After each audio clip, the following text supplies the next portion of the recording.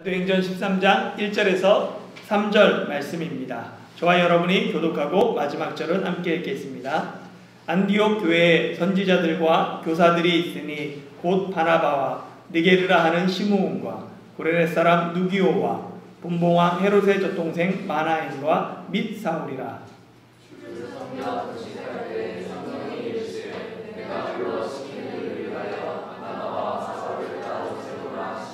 함께 읽겠습니다. 이에 금식하며 기도하고 두 사람에게 안수하여 보내니라. 아멘. 사도행전 13장은 사도행전의 전환점이 되는 장입니다. 사도행전을 구조를 인물로 보면 1장부터 12장까지 주로 복음 전파가 누구를 중심으로 이루어졌냐면 베드로를 중심으로 이루어졌습니다. 그리고 이제 13장부터 마지막 장까지는 베드로에서 바울로 그 중심점이 옮겨가게 됩니다. 또한 교회로 보면 1장부터 12장까지는 주로 예루살렘 교회 중심으로 복음이 전파되었어요. 그런데 이제 13장부터는 안디옥 교회로 선교의 중심이 옮겨가게 됩니다. 왜냐하면 예루살렘 교회는 유대인 중심이었어요. 그래서 유대인의 폐쇄성으로 인해서 이방인 선교하기가 쉽지 않았습니다. 그러나 안디옥 교회는 다양한 인물들이 서로 동역하며 교회를 아름답게 세워가고 있었죠. 성령님께서 복음을 땅끝까지 전파하기 위해서 차근차근 준비해 오셨습니다. 스데반의 순교로 인해 흩어진 제자들이 사마리아의 복음을 전함으로 말미암아 유다와 사마리아가 화해하게 되었어요. 복음 안에서.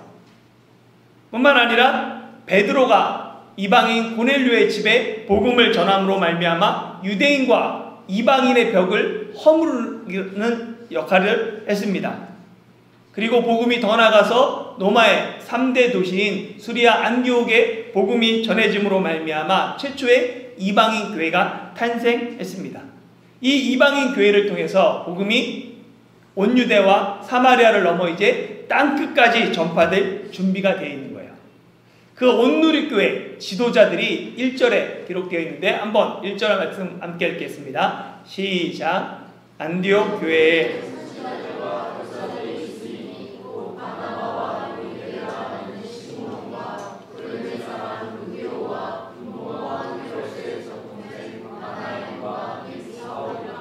아멘. 여기에 보면 안디옥 교회 선지자들과 교사들 5사람 이름이 기록되어 있습니다.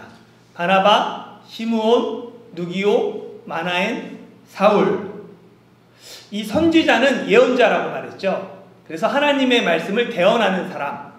이 교사는 가르치는 자로 하나님의 뜻을 분별하며 가르치는 사람입니다. 이 5사람 중에 누가 선지자고 누가 교사들인지는 알 수 없어요. 그리고 중요한 문제도 아닙니다. 사실은 이 사람들이 어떤 사람인가 그렇게 중요하진 않지만 이 안디옥 교회를 이해하는 데 있어서 필요해서 잠깐 나누도록 하겠습니다. 보면 이 5사람 중에 첫 번째 바나바와 마지막 사울은 이미 성경에 여러 차례 등장한 인물입니다. 바나바는 자신의 밭을 팔아 사도들의 발 앞에 둠으로 이 일찍부터 교회로부터 지도자로 인정받았어요. 그리고 안디옥 교회가 복음을 받아들이고 안디옥 사람들이 교회가 탄생했다라는 말을 듣고 예루살렘 교회가 파송한 사람이 바나바입니다. 그리고 사울은 예수님 믿는 사람을 핍박하다가 뒤늦게 부르심을 받은 사람이죠. 그러나 이 나머지 3사람 시므온, 누기오, 마나엔에 대해서는 잘 알려지지 않았습니다. 그래서 성경에는 이들에 대한 수식어를 붙이고 있어요. 보면 첫 번째 시므온은 어떤 사람이냐면 니게르라 하는 시므온이라고 되어 있습니다. 니게르라는 말은 라틴어로 검은이라는 뜻입니다. 아프리카 흑인을 영어로 뭐라고 그래요? 니그로라고 그러죠. 여기서 온 말입니다. 그러니까 이 시므온은 아프리카 출신의 흑인으로 추정되는 거예요. 누가복음에 보면 예수님이 십자가를 지고 골고다로 올라가십니다. 너무 지쳐서 자꾸만 쓰러지니까 로마 군인이 옆에 있는 사람 데려다가 억지로 그 십자가를 지게 하죠. 그 사람 이름이 뭐냐면 구레네 사람 시몬입니다. 구레네는 북아프리카 리비아예요. 그리고 이 시므온을 헬라어로 그러니까 시몬 같은 말입니다. 그래서 어떤 사람들은 이 구레네 사람 시므온이 니게르 시몬일 가능성이 있다라고도 얘기하는 거예요. 그리고 두 번째, 이 누기오에게는 뭐라고 붙어 있냐면 구레네 사람이라고 붙어 있습니다. 스데반의 순교로 인해서 흩어진 사람들이 안디옥까지 이르러 누구에게만 복음을 전했어요? 유대인에게만 복음을 전했습니다. 그런데 그들 중에 몇 사람, 구브로와 구레네 몇 사람이 누구에게도 복음을 전파하냐면 헬라인에게도 복음을 전파합니다. 그래서 보면 그 몇 사람 중에 한 사람이 이 구레네 사람 누기올 것이다 라고 추측하는 거예요. 그러니까 안디옥 교회를 세운 몇 사람 중에 한 사람이다 라고 추정됩니다. 또한 하나의 해석은 있는데 로마서 16장에 보면 바울이 여러 사람에게 문안해요. 그때 보면 누기오가 등장합니다. 보면 사도행전의 누기오는 니을로 되어 있는데 로마서의 누기오는 니은으로 되어 있어요. 그런데 이게 헬라어 발음은 누키오스로 똑같습니다. 그래서 이 사람이 이 사람일 것이다 라고 추정되는 것이죠. 세 번째 사람은 마나엔입니다. 마나엔에 보면 뭐라고 되어 있냐면 분봉왕 헤롯의 젖동생이라고 되어 있어요. 이 젖동생은 뭐냐면 어머니의 젖을 함께 먹고 큰 사람이에요. 그러니까 이 마나엔은 어렸을 때 헤롯하고 함께 자란 사람입니다. 그리고 이 분봉왕 헤롯 누굴까요? 우리가 2주, 3주 동안 계속해서 헤롯에 대해서 살펴봤는데 이거 맞추시는 분은 오늘 피자 한 조각 더 드셔도 돼요. 선택권을 드릴게요. 이 분봉왕 헤롯, 성경에 나와 있는 3명의 헤롯 중에 헤롯 안디바입니다. 안티파스.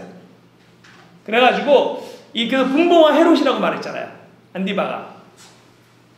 그러니까 마나엔의 어머니가 헤롯 안티파스의 유모였을 것으로 추정하는 거예요. 그래서 함께 자랐을 것이라 생각하죠. 그런데 같은 젖을 먹고 자랐는데 한 사람은 세례 요한을 참수한 사람으로 기억되고 또 한 사람은 안디옥 교회의 지도자로 이름을 남겼습니다. 그래서 한 사람의 죽음은 단순한 퇴장이 아니라 역사를 통해서 오늘 이 시간에도 다시 등장하게 되는 거예요. 이렇게 안디옥 교회는 다양한 사람들이 함께 동역하는 그러한 교회였습니다. 이 5 지도자의 출신 배경이 다르고 인종이 다르고 출신 지역이 다르고 모든 것이 다릅니다. 그런데도 안디옥 교회는 모범적인 교회로 성장하고 있었습니다. 서울에 교회를 다니다 보면 그 교회의 목사님의 출신 지역에 따라 그 지역 사람이 많은 경우를 대부분 그래요. 그러니까 어떻게 보면 안타까운 현실이죠. 이게 병든 거죠, 약간은. 건강한 교회는 혈연, 지연, 학연을 뛰어넘어 화합하는 교회가 되어야 됩니다. 그러나 대부분에 보면 돈 많은 사람들이 다니는 교회가 있고 학벌 높은 사람들이 다니는 교회가 따로따로 모이는 교회들이 있습니다. 그만큼 우리가 누구라도 쉽게 교회 문턱을 넘어서 하나 되어야 되는데 그리스도 안에서 그렇게 못하고 있는 현실입니다. 다해중 한국교회가 정말로 누구라도 올 수 있는 교회가 되면 좋을 것 같아요. 한국뿐만 아니라 대만 사람까지 누구나 와서 그리스도 안에서 하나 되는 교회로 성장해 가길 소원합니다. 2절에 보면 성령님이 안디옥 교회에 하시는 명령이 있습니다. 2절 말씀 한번 읽어볼까요? 시작. 주를 섬겨 금식할 때 성령이 이르시되 내가 불러 시키는 일을 위하여 바나바와 사울을 따로 세우라 하시니. 아멘. 성령님께서 내가 시키는 일을 위해서 바나바와 사울을 따로 세우라 라고 말씀하셨어요. 그런데 성령님께서 언제 말씀하셨습니까? 주를 섬겨 금식할 때 말씀하셨어요. 주를 섬긴다라는 것은 뭐냐면 예배와 관련해서 주를 섬길 때 이렇게 표현합니다. 그래서 예배를 워십이라고도 그러지만 서비스라고 그러죠. 그래서 안디옥 교회가 주님께 예배하고 금식할 때 성령님의 음성을 들은 거예요. 우리가 예배할 때 성령님께서 말씀하십니다.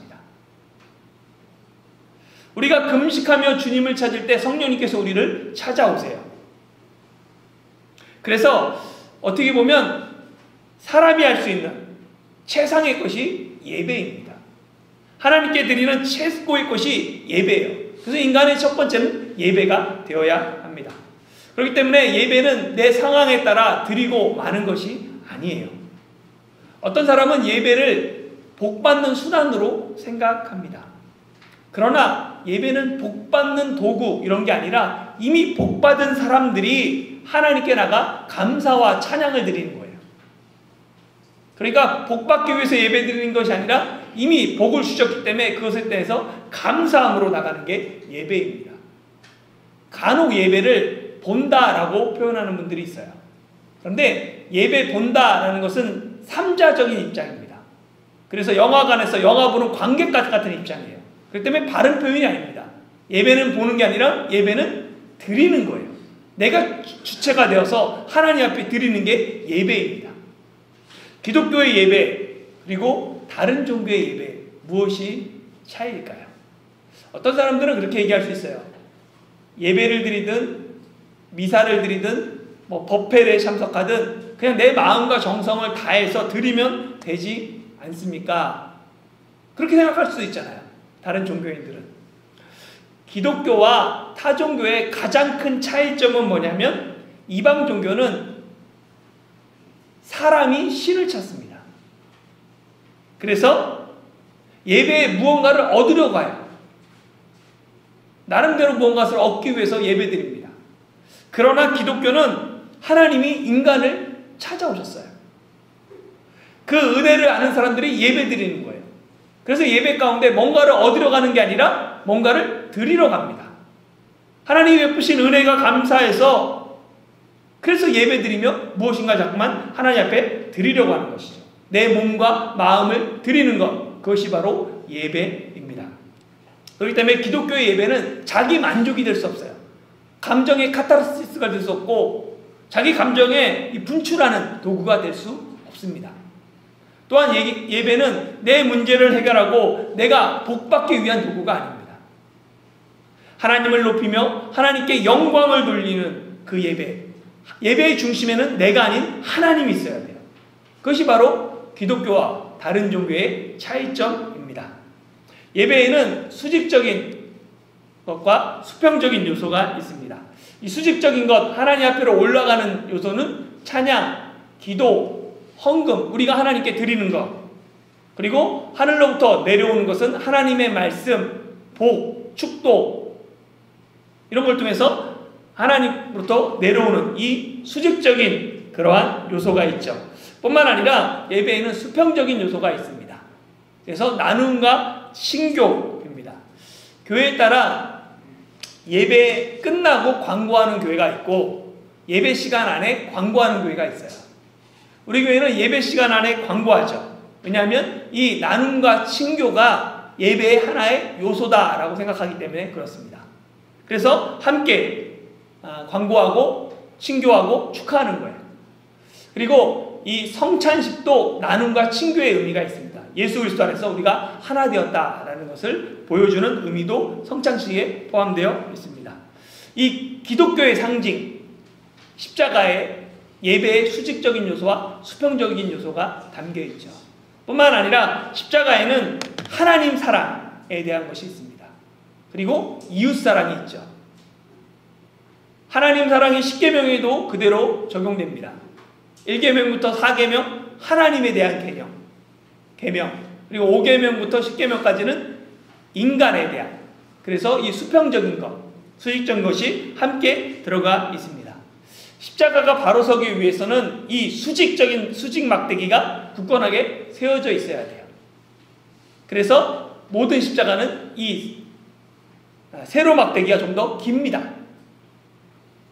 그리고 이 세로 막대기는 하나님과의 관계를 상징하기 때문에 항상 기독교인의 우선순위는 뭐냐면 하나님과의 친밀함, 하나님과의 관계, 이것이 먼저가 되어야 됩니다.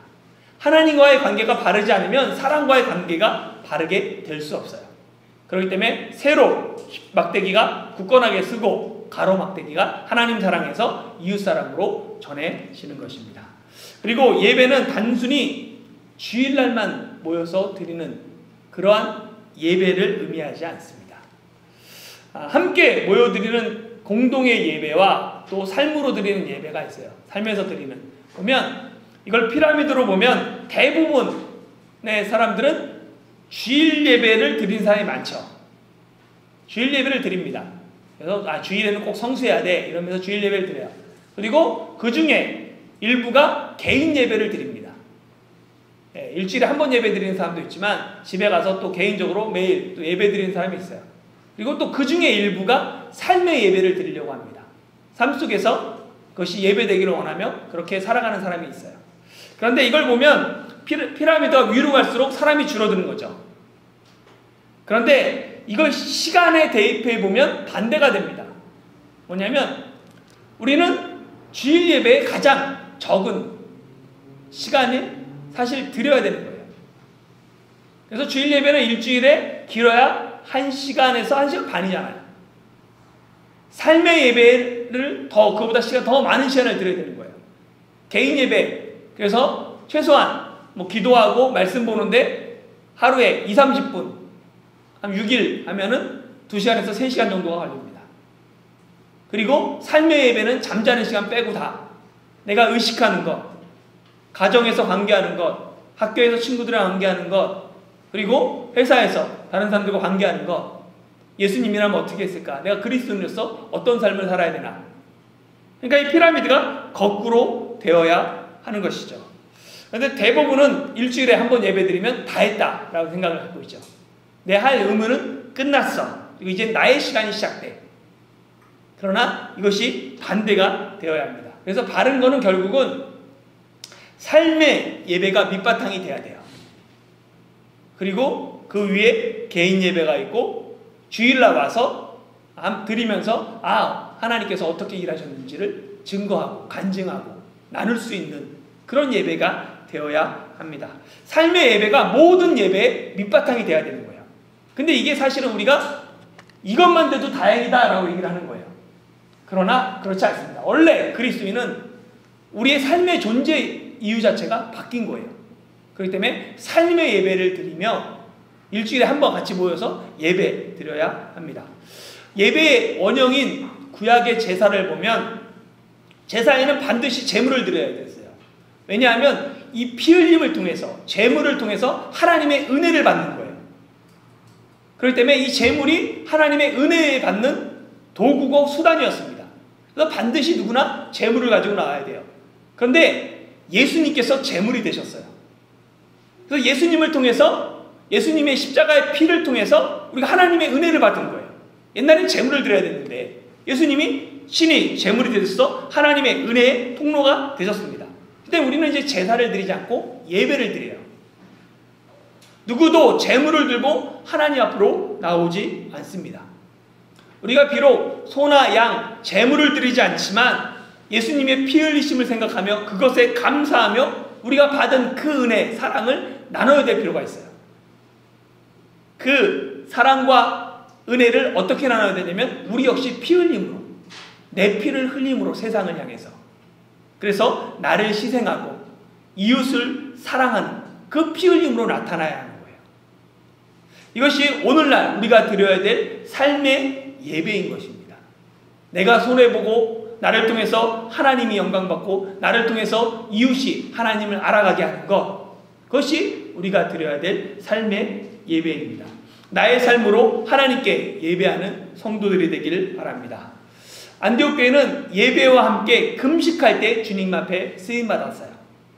금식은 뭐냐면 일정한 기간 음식을 금하는 건데 종교적인 이유나 치유 목적으로 음식을 금하는 걸 금식이라고 얘기합니다.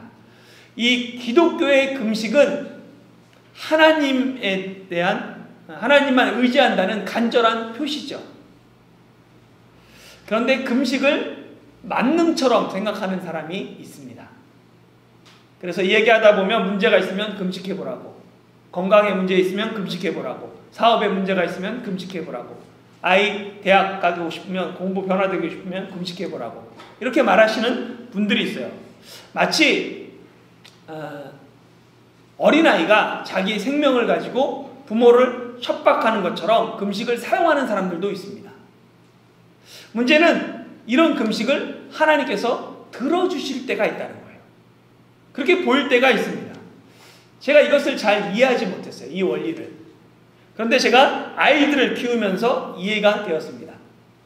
대부분의 아이들은 3살, 4살이 되면 자아가 생겨요. 자기 뜻이 생깁니다. 그래서 자기 뜻을 표현하고 자기 마음대로 되지 않으면 할 수 있는 게 뭐냐면 떼쓰고 울고 때로는 두루눕고 부모님 속상하게 하는 거죠. 결혼하기 전에 버릇없는 아이를 보면, 야, 부모가 어떻게 아이를 교육시켰길래 저렇게 아이가 됐을까라는 교만한 마음이 들어요. 그런데 결혼하고 아이를 키워보면 어떤 마음이 들어요? 내 뜻대로 되지 않아요. 아이가 내 마음대로 크는 것이 아닙니다. 대부분 3, 4살 되면 밥 먹지 않겠다고 떼쓰며, 그러면 어떻게 돼요? 밥그릇 들고 숟가락 들고 쫓아다니면서 먹이는 게 일이에요. 대부분 그렇습니다. 그런데 그때 참 그게 힘든데 지금 돌아보면 그때가 행복하고 감사한 시간인 거예요. 그런데 만약에 아이가 3, 4살 때는 괜찮아요. 성인이 돼서도 자기 뜻대로 되지 않는다고 부모에게 협박하고 두루눕고 막 그러면 부모가 그 성인이 된 자녀의 요구를 들어줘야 합니까? 때로 들어주는 분도 있어요. 그러나 자녀가 바르게 되기 위해서는 뭐예요? 들어주면 안 되는 거죠. 잘못되는 길을 뻔히 아는데 그에 대해서 계속해서 받아들이지 않는다는 거예요. 마찬가지 원리가 적용됩니다. 혹 하나님 앞에서 막무가내로 금식해서 무언가를 이뤘다면 내 신앙이 뭐냐면 어린아이라는 거예요. 어린아이는 부모의 뜻과 계획에는 관심이 없습니다. 오직 눈앞에 자신의 이익만을 생각할 뿐이에요. 오직 내 뜻이 이루어지면 어린아이는 행복해요. 부모가 어떤 생각 갖는지 별로 관심이 없습니다. 내 신앙의 현주소는 어디입니까? 나는 무엇을 위해 간절히 하나님을 찾나요? 내가 금식하는 이유는 무엇입니까? 돌아볼 필요가 있습니다. 성경에서 금식하는 경우를 찾아보면 구약에 3가지 경우가 나옵니다. 첫 번째는 뭐냐면 너무나 큰 슬픔을 당했을 때 금식했습니다. 두 번째는 국가의 위기 상황에서 금식했어요. 세 번째는 개인의 간절한 소원이 있을 때 금식했습니다. 모두 다 내 상황과 관련이 있어요. 내가 힘들고 어려우니까 하나님 앞에 금식했던 거예요. 근데 신약에 오면 달라집니다. 신약에 오면 금식할 때는 보면 복음서에서는 예수님이 금식에 대해서 가르칠 때 금식에 대한 교훈들이 있어요. 실제로 금식하는 예수님이 아니면 제자들이 금식하는 내용은 나오지 않습니다. 근데 사도행전에는 2번 나와요. 금식하는 내용이. 바로 오늘 본문에 안디옥 교회가 금식하고 있을 때 성령님께서 바나바와 사울을 따로 세우라 라고 말씀하셨고 그들을 따로 세워서 파송할 때 금식하며 기도하고 보냅니다. 그리고 또 하나는 사도행전 14장 23절에 보면 이 전도여행을 끝나고 다시 돌아왔어요. 전도팀이 돌아오는 안디옥으로 돌아가는 길에 세운 복음을 전한 교회마다 다시 돌아가면서 장로들에게 주님께 의탁하면서 그들에게 금식하며 기도합니다. 그러니까 이 신약 성경에서 사도행전은 둘 다 하나님 나라를 위해서 금식했어요. 하나님 나라를 걱정하며 사람을 세울 때, 하나님 나라 위해서 사역할 때 그때 금식하며 기도했습니다. 사람은 누구나 자기 중심적이에요. 그래서 신앙생활도 나 중심으로 되어야 됩니다. 그러나 원래 하나님께서 사람을 창조하실 때 사람은 하나님 중심으로 살도록 창조되었어요. 하나님께서 하나님의 형상으로 유일하게 사람을 창조했습니다. 그 하나님의 형상대로 창조했다는 건 사람이 하나님 중심으로 생활해야 된다, 살아야 된다라는 것을 보여주는 것입니다. 그런데 인간이 죄를 범함으로 말미암아 하나님의 형상이 파괴되었어요. 죄의 결과 모든 인간은 하나님 중심으로 살아야 되지만 이제부터 나 중심으로 삽니다. 그래서 뭔가를 자꾸만 만족하고 채우려고 하죠. 나 중심은 내 속에 계속해서 돈으로 나의 만족을 얻으려고 하거나 명예, 이성, 권력, 아니면 어떤 좋아하는 물건, 이념, 다양한 방법으로 나의 행복을 추구합니다. 그런데 이 나 중심의 삶은 언제나 갈급해요. 어느 정도 채워주면 행복할 것 같은데 만족이 없습니다. 사랑해서 결혼하면 행복합니까? 행복하죠. 행복 안 하시는 분들은 문제가 있는 거예요. 예, 사랑해서 결혼하면 행복합니다. 그런데 이 행복이 오래 가요? 오래 안 가도 문제가 있는 거예요. 예, 근데 보세요. 결혼이라는 하나의 행위, 이벤트가 지나고 나면 그때부터 결혼 생활이 이어져요. 결혼 생활은 항상 행복할 수는 없습니다. 삶이기 때문에. 거기 다툼도 있고 어려움도 있고 갈등도 있어요. 신앙생활도 마찬가지입니다. 구원의 감격이 항상 행복한 신앙생활로 이어지는 게 아니에요. 삶이 되면 그때부터 갈등이 생깁니다. 문제가 드러나요. 그렇기 때문에 훈련해야 됩니다. 끊임없이 말씀 앞에서 자신을 점검하며 자기 중심성에서 벗어나서 성숙한 사람이 되기 위해 힘써야 돼요. 결혼하면 자기 중심성을 포기한다는 거예요. 내 마음대로 지금까지 살았지만 이제는 함께 맞춰가며 살겠다는 거예요. 신앙생활도 마찬가지입니다. 내가 예수님을 믿는다면 이제 내 마음대로 살지 않겠다는 거예요. 주님과 함께 맞춰가겠다는 거예요. 그러기 위해서는 내 중심성을 벗어버려야 합니다. 그래야 어른이 되는 거예요. 그래서 옛날 어른들은 결혼하면, 자녀나면 어른이 된다라고 얘기했던 것이죠. 자기 중심성에서 벗어나야 성령님의 말씀을 듣고 성령님의 말씀에 순종할 수 있습니다. 성령님께서 안디옥 교회에게 시키시는 일, 그게 뭐였어요? 바나바와 사울을 따로 세우는 거였어요. 그들을 파송하는 거였죠. 그런데 바나바는 누굽니까? 안디옥 교회를 담임하고 있는 담임 목회자예요. 다른 사람 다 선교사로 보내도 바나바만은 보내지 않는 게 옳아요.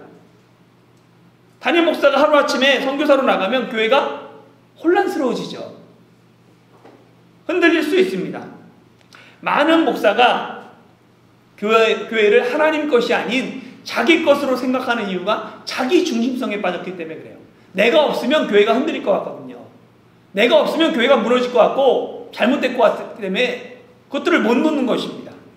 그러나 세상의 모든 교회는 하나님의 것이에요. 주님의 것입니다.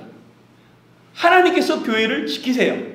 목사가 없으면 교회가 흔들리는 것이 아니라 목사가 하나님 중심을 잃어버리고 자기 중심에 빠질 때 교회가 혼란스러운 것입니다. 이것은 사람뿐만 아니라 교회도 마찬가지예요. 교회도 자기 중심성에 빠질 수 있습니다. 우리 교회 아니면 안 된다고 생각할 수 있어요. 그러나 교회 역시 하나님 나라와 하나님을 영광을 위해 존재할 뿐입니다. 교회가 하나님 나라와 하나님 영광을 위해서 가장 우선시해야 되는 그것이 바로 선교입니다. 왜 교회가 선교해야 됩니까? 성령님께서 선교하시는 분이시기 때문에 그래요.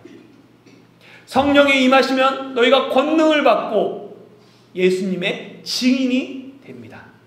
성령님께서 불러시키시는 일, 그 일이 바로 전도와 선교입니다. 성령님의 역사는 언제나 선교로 이어졌어요.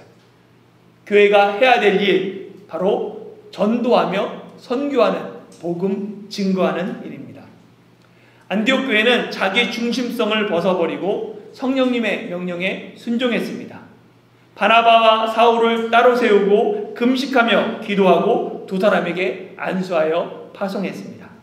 사랑하는 성도 여러분, 성령님의 말씀에 순종하기 위해서는 나 중심성을 벗어나 하나님 중심이 되어야 합니다. 안디옥 교회가 나 중심성을 포기하고 하나님 중심이 되었을 때 세계 선교의 역사에 쓰임받는 교회가 되었습니다. 다해중 한국교회가 하나님의 비전에 동참하는 교회가 되길 원합니다. 각자의 삶 속에서 자기 중심성을 벗고 하나님의 말씀에 순종함으로 하나님 중심의 삶을 사는 저와 여러분이 되길 예수님의 이름으로 축원합니다.